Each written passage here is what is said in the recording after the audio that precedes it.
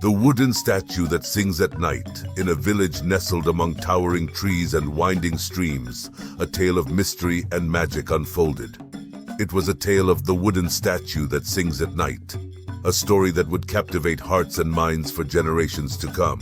Main characters: the wooden statue, boy, Tarapo, once the son of the village woodcarver, transformed into a wooden sculpture by a spell cast by an old woman, restored to human form by the love of the young maiden. The young maiden, Adara, a beautiful girl who flees from her cruel stepmother and discovers the secret of the wooden sculpture. Her compassion and bravery break the spell that binds him. The woodcarver, Mandi, the father of the wooden statue boy, burdened by debt and grief, overjoyed at the return of his son. The old woman, Iziri, a bitter villager who casts the spell that transforms the woodcarver's son into a wooden sculpture.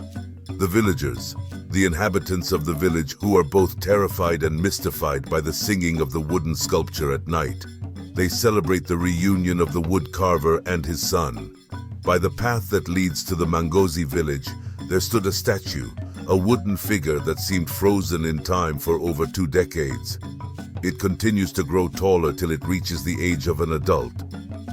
But when night fell and darkness draped the land, when the last rays of the sun surrendered to the encroaching darkness, a haunting melody emanated from the statue, echoing through the silent lanes of the village and into the homes of the villagers.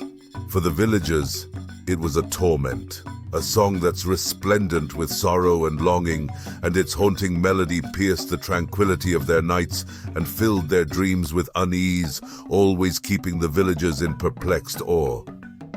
No one knew why the statue sang. They only knew the uncanny tale it embodied, the transformation of the woodcarver's son into a wooden statue by an old woman to whom his father owed a debt he never repaid. The spellbinding nightly serenades were constant reminders of the unresolved past. Yet the villagers gradually adapted to the nightly lullaby, accepting it as a strange part of their reality, while being cautious not to approach the singing statue, a symbol of their collective guilt and superstition. The origins of the wooden statue lay in the past of a humble wood carver, a man burdened by debt and grief.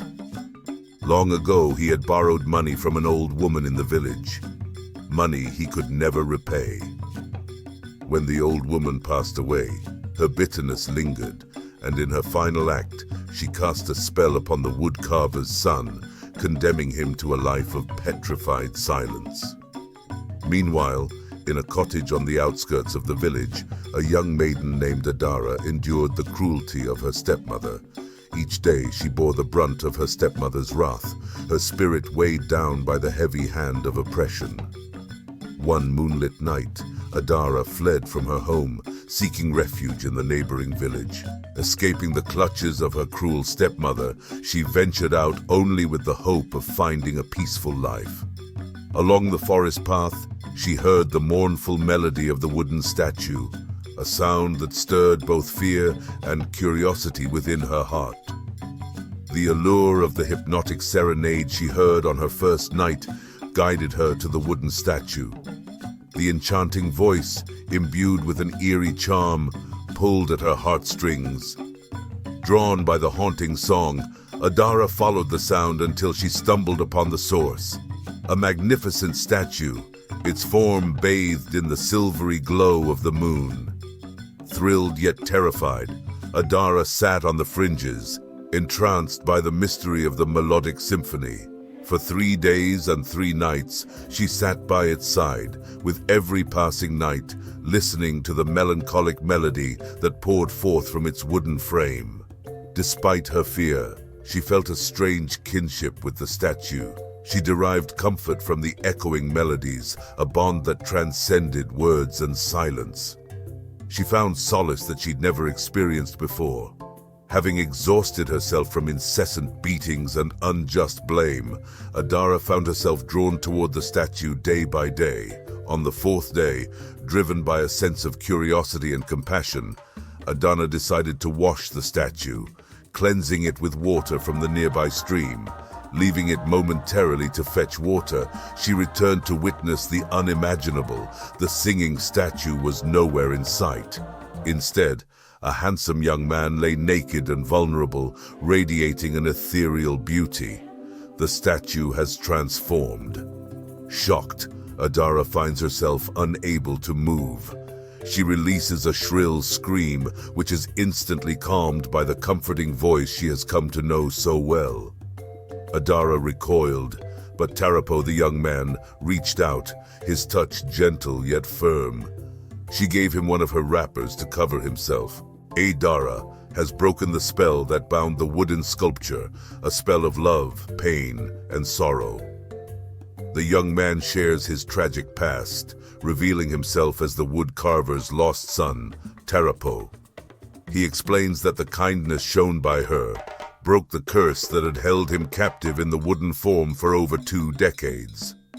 As they shared their stories beneath the starlit sky, they forged a bond that defied the laws of fate and magic. Overwhelmed yet overjoyed by this revelation, Adara and Tarapo formed a bond deeper than friendship. The singing that once echoed through the village in sadness had now transformed into a melody of joy that brought new life to the village. For 4 days, the villagers were in shock. Whispers and confusion filled the village. "Did you hear the singing noise last night?" Everyone kept asking each other. The seizing of the singing sculpture became a talk of the village. Villagers were astonished, filled with happiness, and at the same time fearful of the unknown or what it was to come. Together, they returned to the village, where they were met with tears of joy and wonder. Seeing 2 new visitors walking towards the woodcarver's house, the villagers were wondering who they were. Mandy, the woodcarver, looking through his window, saw his son walking toward his house, but Tarago, his son, was unrecognizable to him. As Tarago walked closer, it clicked, and Mandy recognized him, staring in surprise and misbelief. The sight of his lost son, now a grown and handsome man, moved him to tears. Mandy, now old and weary, continues to weep as his son is restored, filled with incredulous joy. The news spread so fast around the village. The villagers were overjoyed, seeing the once 5-year-old wooden statue as a living, breathing man. They found out he was the mysterious singing statue that has troubled the village for years. However, it was Mandy, the woodcarver's joy that was most profound.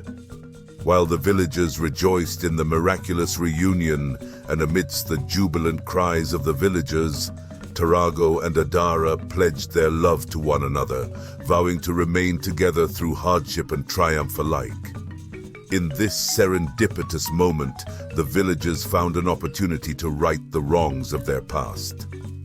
Honoring their customs and traditions, they welcomed Tarago with a jovial feast infused with laughter, dance, and song. As the euphoria of Tarapo return died down, he and Adara reveled in their smiled mornings and whispered nothing. Lured by their magnetic love for each other, they decided to marry. The once deserted and singing statue now hummed with the lovely laughter of the couple. Hearing Adara's story, her stepmother was pissed, knowing Adara wasn't coming home anymore, and now she would have to do all the chores herself. It wasn't just the curse that broke that day when Adara washed the wooden statue. It was also the end of the heartrending night serenades and the isolation of the village.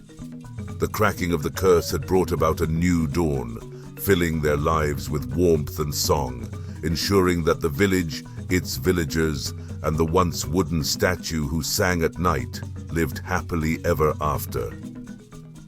Tune in again, dear audience, to witness the captivating plot twist in this African saga of love and magic. Remember, all is fair in strength and unity, but love conquers all. As you navigate the story, leave us a comment on your thoughts, your wish, your assumptions, and your conclusion about the story. Don't forget to subscribe for more stories from us. See you next time.